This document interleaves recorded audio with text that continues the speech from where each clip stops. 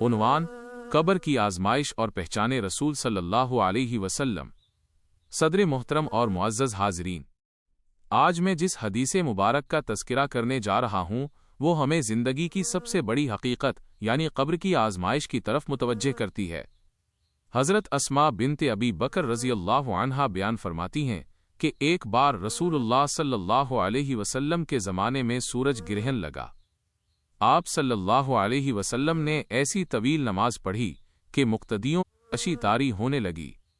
जब आप सल्लल्लाहु अलैहि वसल्लम नमाज से फारिग हुए तो आपने एक ऐसी बात फरमाई जो हम सब के लिए लम्हा फिक्रिया है।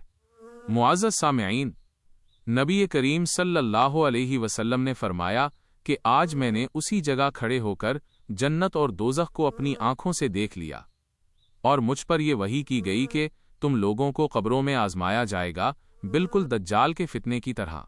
कब्र में हम में से हर एक से एक सवाल पूछा जाएगा कि तुम उस शख्स मुहम्मद सल्लल्लाहु अलैहि वसल्लम के बारे में क्या जानते हो। अब गौर तलब बात यह है कि वहां जवाब वही दे पाएगा जिसका ईमान सच्चा होगा।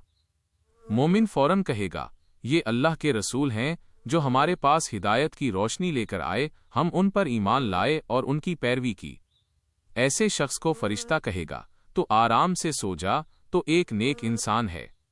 लेकिन मुनाफिक या शक करने वाला शख्स कहेगा, हाय अफसोस, मैं कुछ नहीं जानता, मैंने वही कहा जो लोगों को कहते सुना था। दोस्तों, इस हदीस से हमें यह सबक मिलता है कि दीन सिर्फ सुन्नी सुनाई बातों का नाम नहीं है। अगर आज हमने अपनी जिंदगी में नबी सल्लल्लाहु अलैहि वसल्लम की सुन्नतों को पहचाना और उन पर अमल किया तो ही हम कब्र में आप सल्लल्लाहु अलैहि वसल्लम को पहचान सकेंगे। जो यहाँ आप सल्लल्लाहु अलैहि वसल्लम का पैरोकार होगा वही वहाँ आप सल्लल्लाहु अलैहि वसल्लम का नाम ले सकेगा। अल्लाह ताली से दुआ है कि वो हमें पक्का सच्चा मोमिन बनाए, कब्र की आजमाइश में कामयाबी अता फरमाए और हमें हुजूर सल्लल्लाहु अलैहि वसल्लम की सच्ची इत्तिबा नसीब फरमाए। आमीन या रब्बुल आलमीन।